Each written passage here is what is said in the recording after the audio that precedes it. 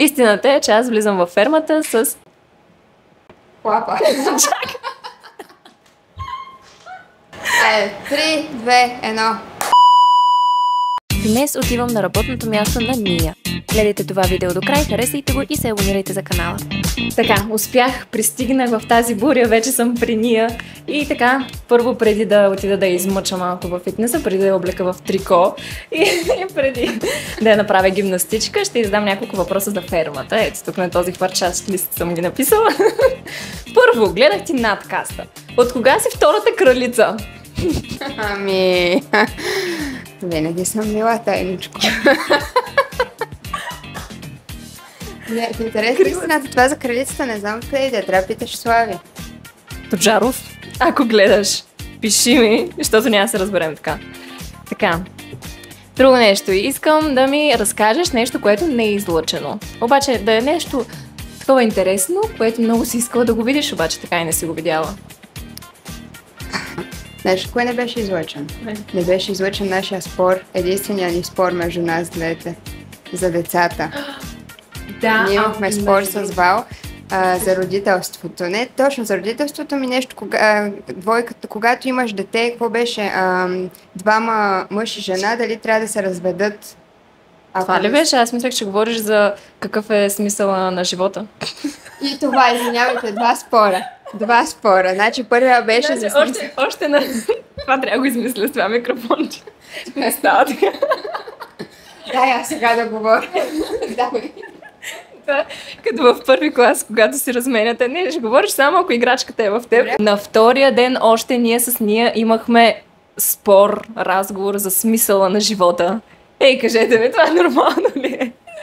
Да, ама защото сега ти твърдеше някакви работи, с които аз не съм и до ден днешен съгласна, ама сега няма да започваме спора, приключили сме го, но много неща не са излъчени от фермата, които бяха интересни, важни и опознавателни между нас. Така че това ми липсва.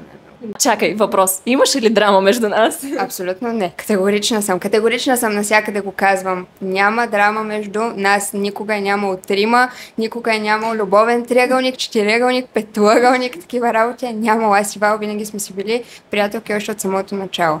Напълно подкрепям. Единственият момент, в който ти ме издразни, знаеш ли кой беше? Кой? Опитай се да се сетиш. Чакай. Да съм те издразнила? Да. Не знам за какво. Не за Жоро. Не се сещам вече. Значи единственият момент, в който искрено, ние много ме издразни, това беше след още първата, втората седмица, след спора ми с Петър на масата, когато те бяха избрани за дуелисти, той им каза, ти ще се на тая битка, ти ще се на тая битка.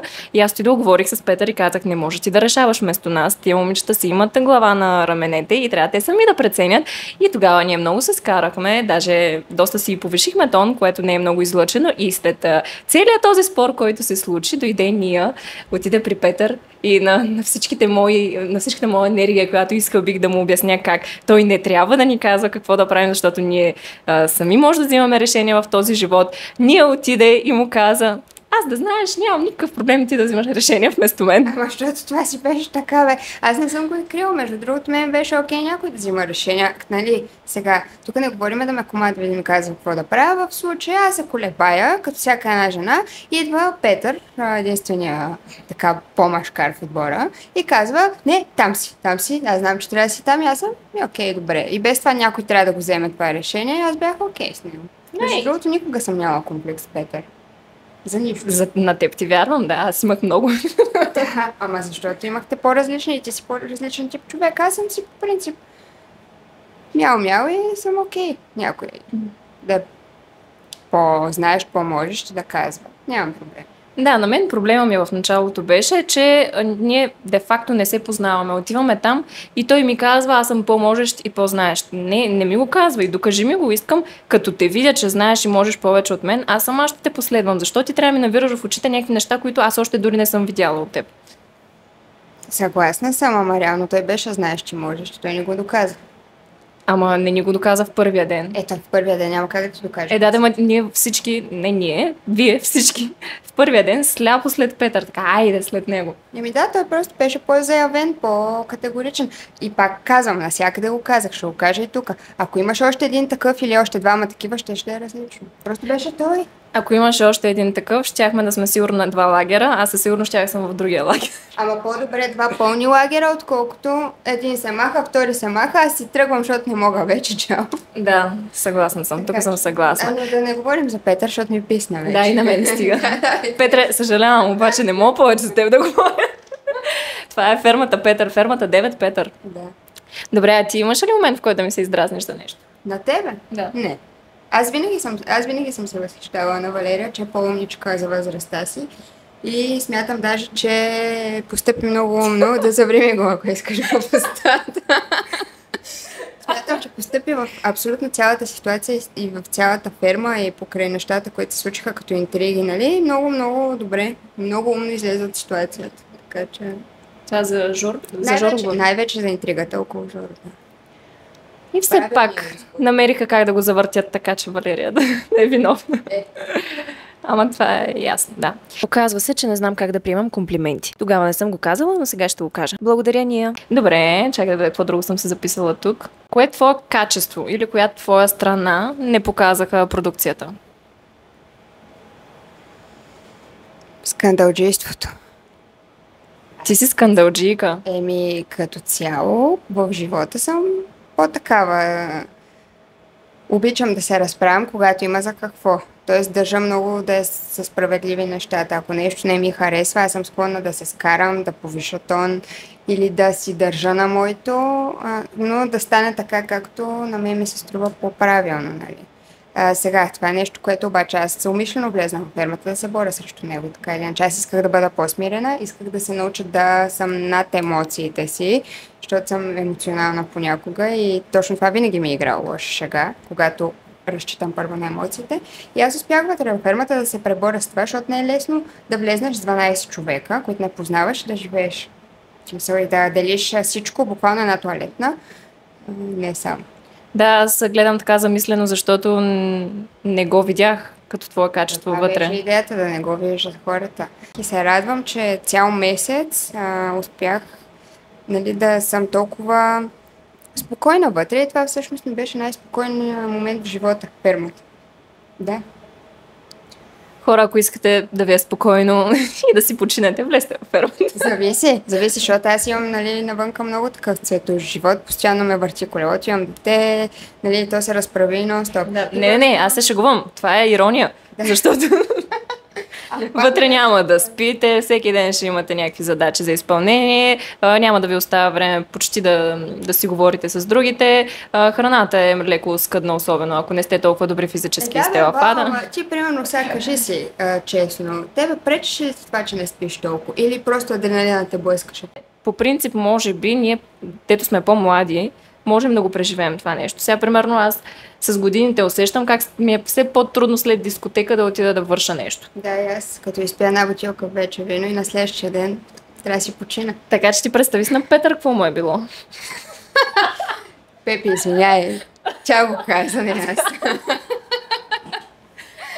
Той на мен има достатъчно за какво да ми се сърди, така че поемам цялата вина. За другото, нека кажем къде се намираме в момента. Това, уважаеми зрители, е моят прекрасен офис в фитнес залата, за който толкова се интересува какво толкова права, което е свързано с фитнес, а не треньорство. Да, тя е управител на фитнес. Next level. Заповядайте. Елате да си купите карта, че гоним таргет. Да. Малко време за продуктово позициониране. Обмислете тази информация. Добре, един синхрон, който не са излъчили. Не излъчиха синхрона ми за Сергей, когато си тръгна. И моя. Да, не го излъчиха, тогава го нахраних много и аз имам подозрение, че те не го излъчиха точно заради това, защото не искаха да му развалят хубавия образ.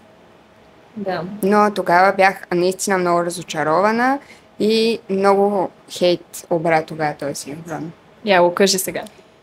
Казах, те ме питаха какво мисля за това, което е направил Сергей. Аз бях директна и категорична и казах, че това в реалния живот, ако някой ми го направи, може да смята, че е мъртъв за мен и че такива предателства и такива решения от днеска за утре, които са аз там и си тръгвам, а съм на 43 години, не мога да се справям с някаква ситуация, просто са изключително нелепи и смешни и че не подхождат на мъж на такава възраст. Това е. И общо взето накратко.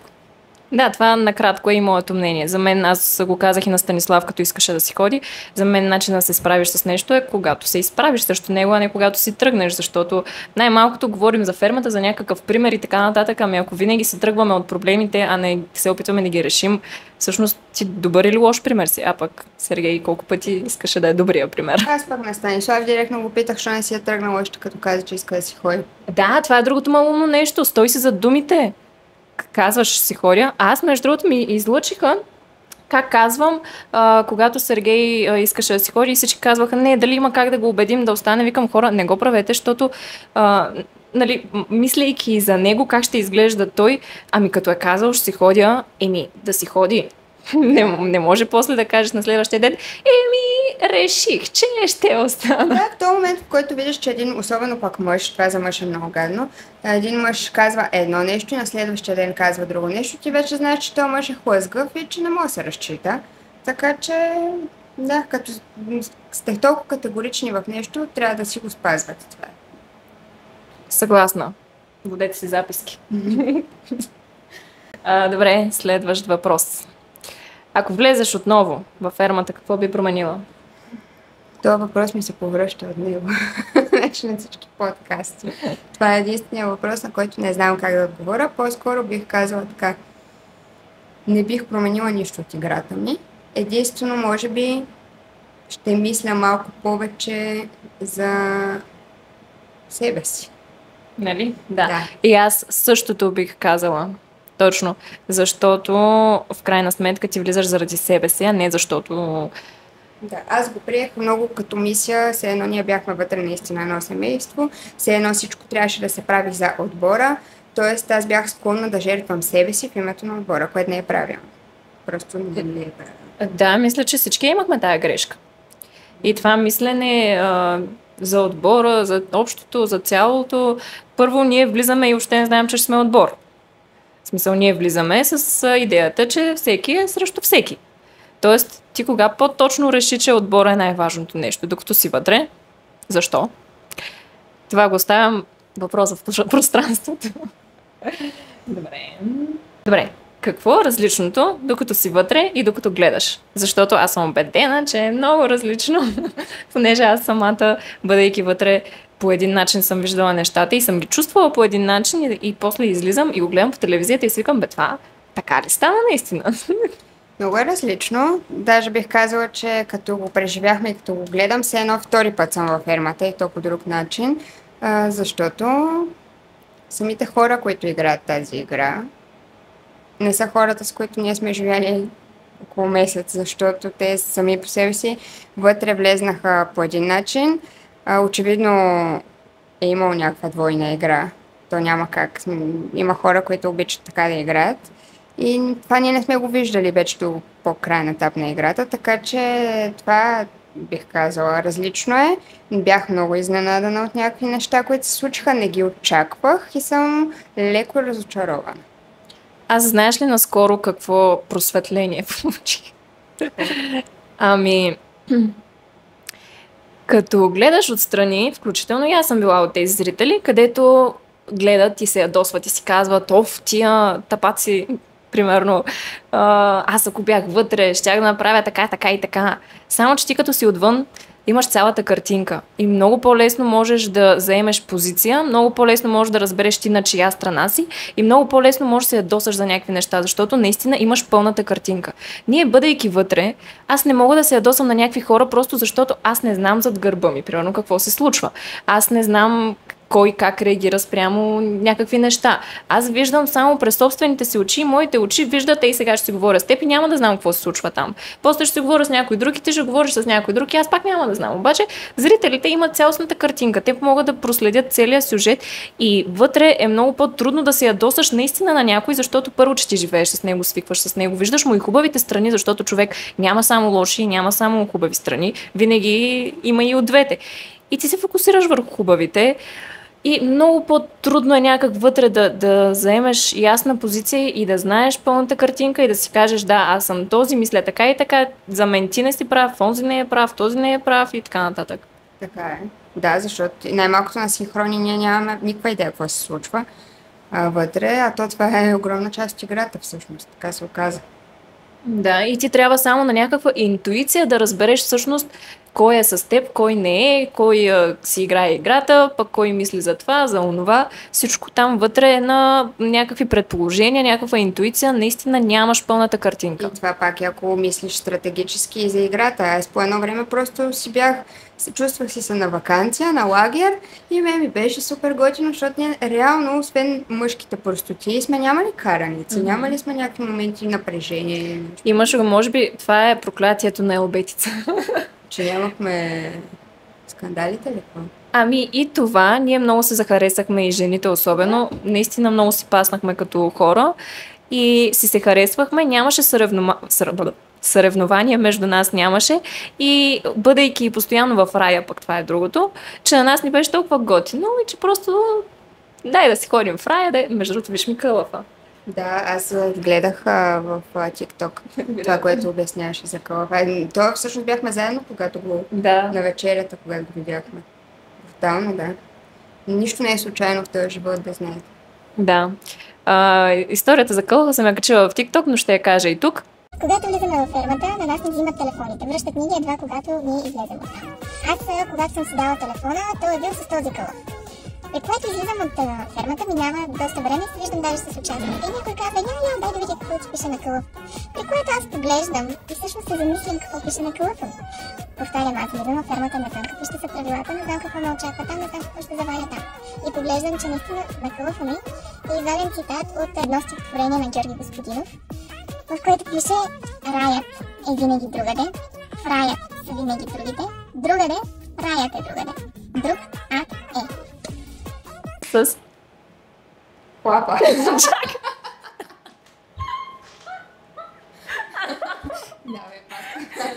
По принцип е добре да се прави, но не докато говоря. 3, 2, 1. Кое предаване друго би влязла? Пергенът. Не шегувам се. В Игри на волята, естествено. Предположих, да. Викаш, стига ти толкова Мастер-шеф и Hell's Kitchen. Не, абсурд, не мога. Не. Аз това с готвенето така и не можах да му се наслада, просто защото за мен, особено по фермата, с това готвене беше абсурдно. Но сигурно да, Игри на волята, може би. Така ще ми е предизвикателство, защото там е бая трудно. Там и всяка година става и все по-трудно. Така че вече не знам за до година какво ще измисля. Трябва да скачат някъде с парашут, без парашут.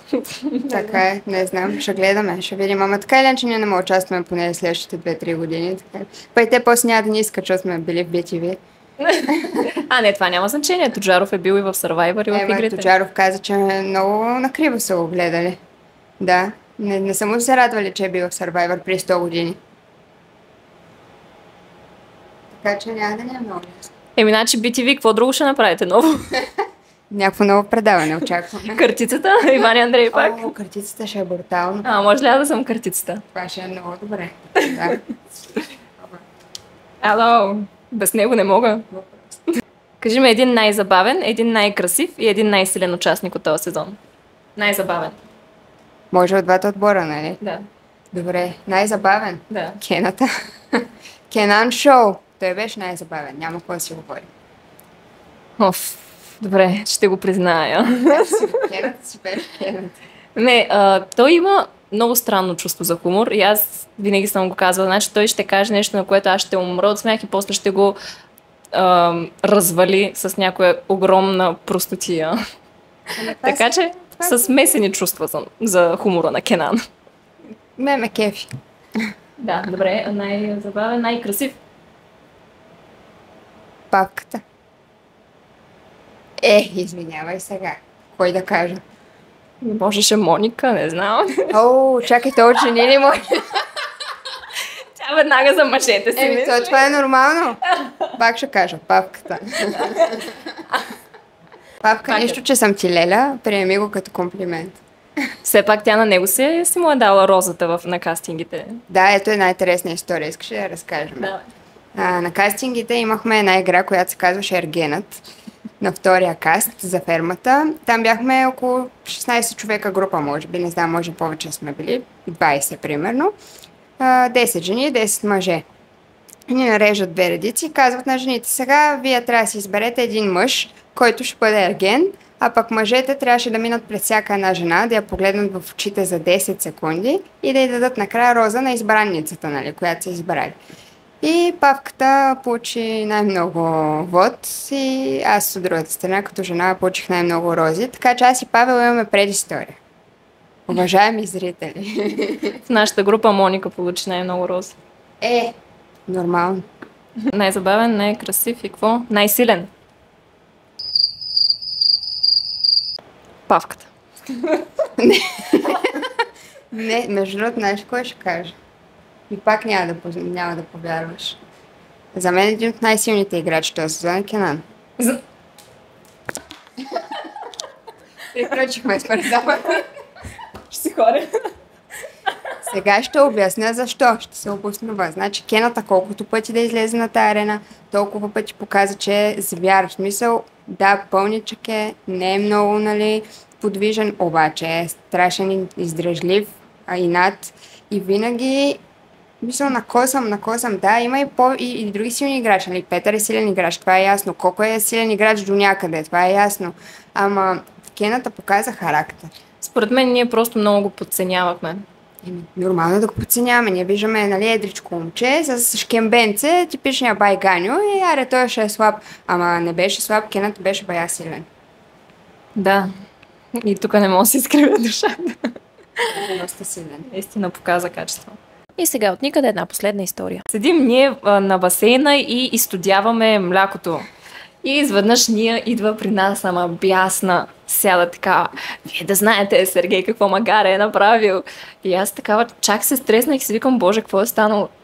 От момент, в който аз станах, тръгнах да вървя, на 4 крака съм лазила до това магаре от смях, защото като го видях, просто се пукнах да се хиля. Аз, между другото, бях единственият човек, който не се ядоса за това магаре, защото на мен ми беше супер смешно и за мен това бяха моментите, които исках да преживея във фермата. Дори нещо да не е станало, на мен грам не ми пукаше, особено в началото. После вече за отбора, пендари, работи, после почва да ти пука, обаче в началото грам не ми пукаше. И като го видях това магаре, на такъв смях ме изпуши, че аз бях единственият човек, който подкрепяше Сергей и казваше: Серго, магарето ти е супер, спокойно, не се притесняй, докато Ния, тя до ден днешен се ядосва за това магаре. Аз много се жегнах. Загубихме заради Сергей. Пазара, ако си спомняш, го изтървахме заради точно магарето. Тя много му е насъбрала. Той много се парца. Добре, стига толкова. Писна ми от афер. Отивам да обличам Ния в трико и да я карам. Късмет, че нали имах някакво. Това е за финал. Добре. Ще видим след малко. Следва най-интересното, останете.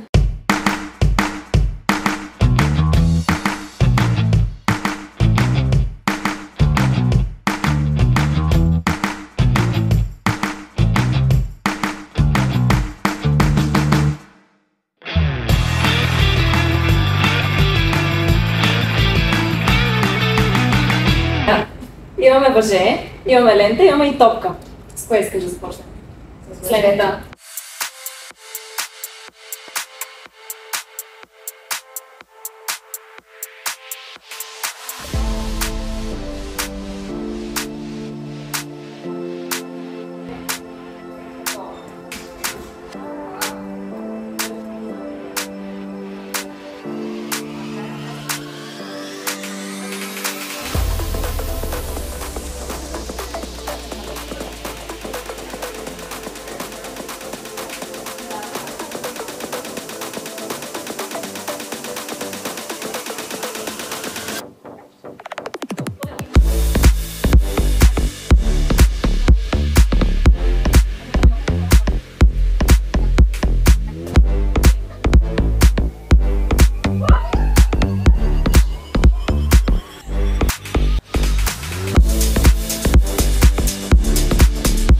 Не, честно! Да?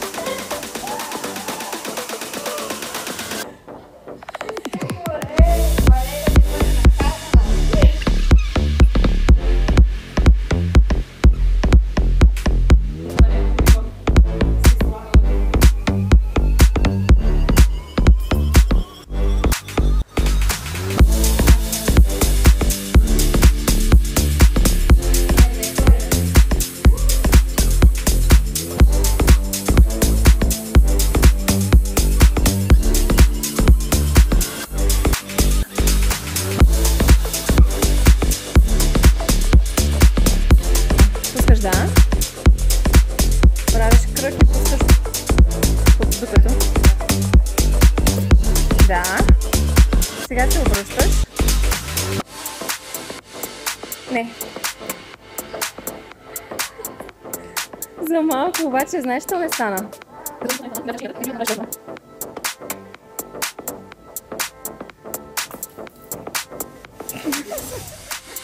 Давай да видим. Тоест сега колелото трябва да ти е натам.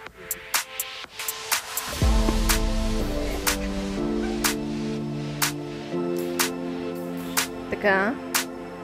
Закачаш на кръка. Дръж! Хвърляш където искаш. Така. Да! Добре. Добре, да това го броя. Тренер.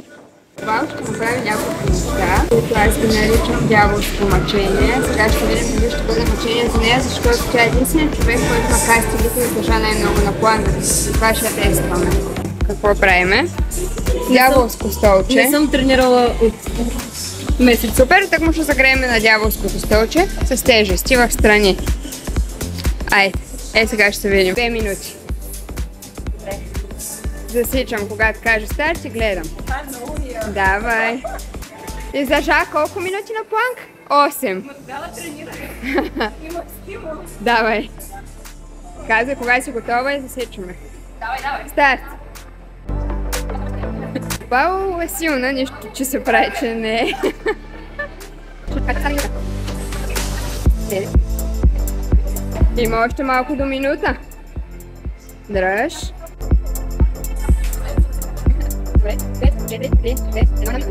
Още 1 минута.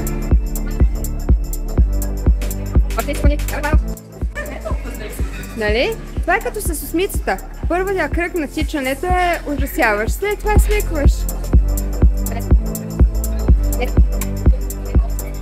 3, 2, 1. Браво!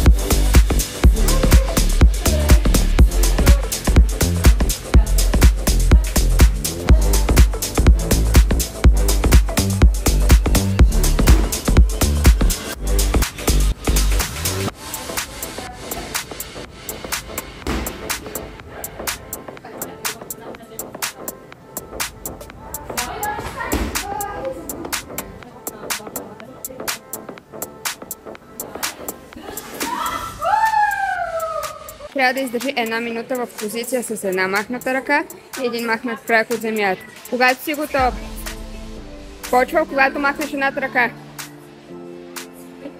Супер, сега един как слез тази малко по-надолу. Дръж.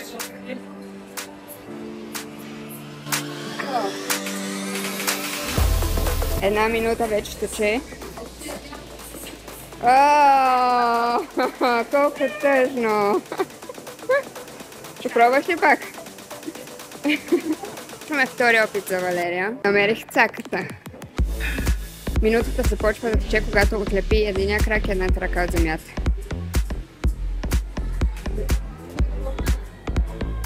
Старт!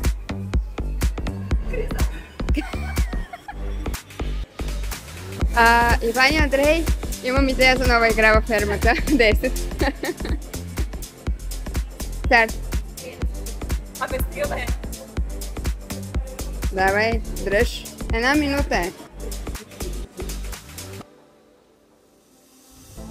Още 30 секунди. Давай. И трети опит. Ако не успееш, има наказание бърпита. Хайде, давай. Когато си готова. Старт.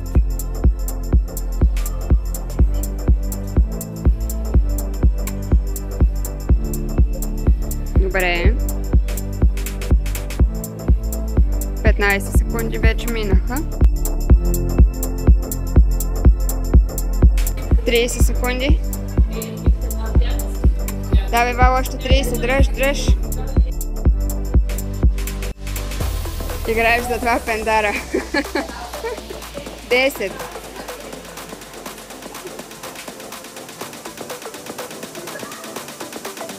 5, 4, 3, 2, 1. Браво! Браво на Вал!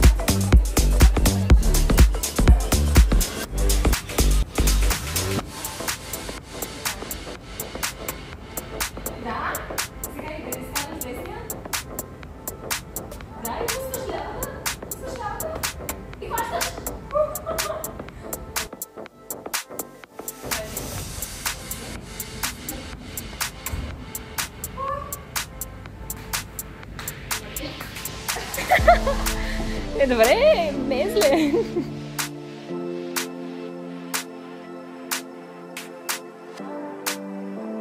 Трябва Вал да направи 10 скока върху кутията.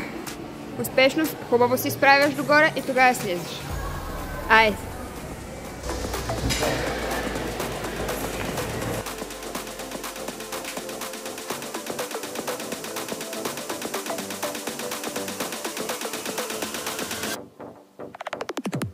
Още един.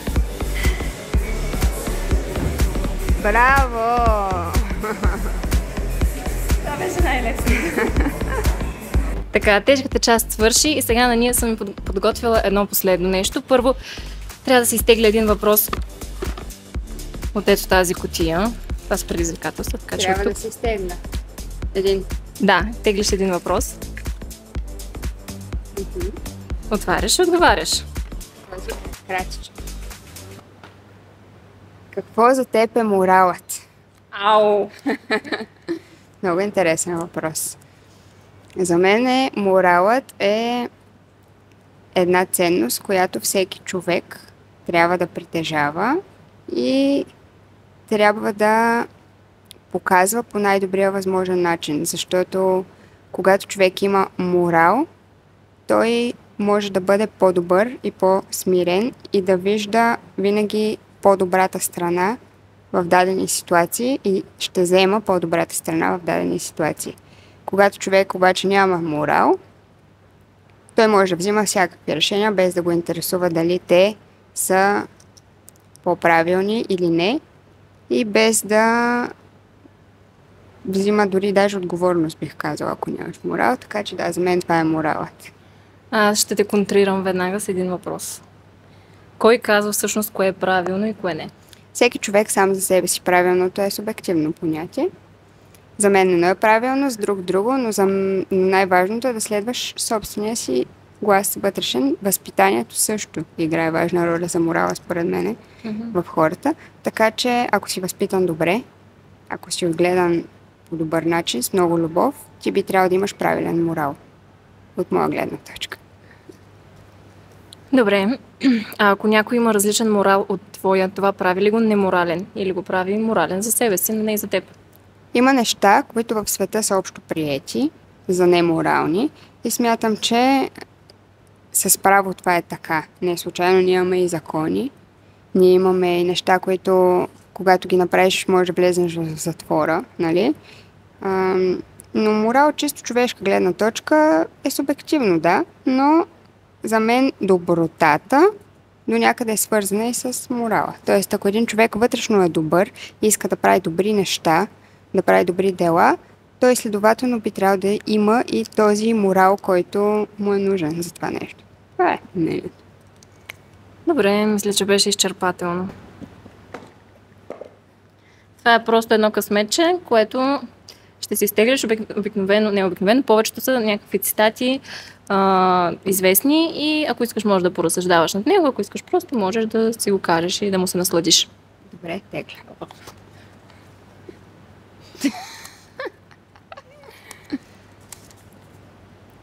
Всичко, което може да роди съзнанието на един човек в една безкрайна вселена, в която живеем, може да съществува някъде. Да, абсолютно съм съгласна. За това, хора, мечтайте и мечтите се сбъдват. Каквото си пожелаете, това може да постигнете. Както ние с Вал, смятам, че постигнахме една много яка цел, именно фермата. Така че вярвайте просто в себе си и всичко е възможно. Това ми е любимото късметче. Защото всъщност ще е много тъпо да кажа в момента защо ми е любимо, понеже като прочетеш едно такова изречение, си даваш сметка колко си малък всъщност. И как ти си наистина много незначителен и това много се връзва с това, което ти казваш да не се взимаме на сериозно. И как наистина всичко е възможно и може би то не става в този свят, но то става в някой друг свят. Но просто ти си прекалено малък, за да го разбереш. Съгласна съм абсолютно и много се радвам, че го изтеглих това. Точно на време, за да ми напомни някои неща, всъщност кое е важното в живота. Така че вярвайте в себе си и не се взимайте на сериозно. Това е мотото на ние. Мисля, че трябва, когато хората го споменават това изречение, отдолу да е ние селектар. Да, и аз смятам, че трябва да е така. Хора, така, че... не се взимайте на сериозно. Ние селектар. Цитирайте ме, позволявам ви. И да не забравите кавичките. Приятна вечер, чао, дано да сме ви накарали да се позабавлявате малко. Благодарим, че гледахте, за нас значи много. Абонирайте се за канала на Вал. Да. Чао! Да направим едно общо сърце. Айде. Чао!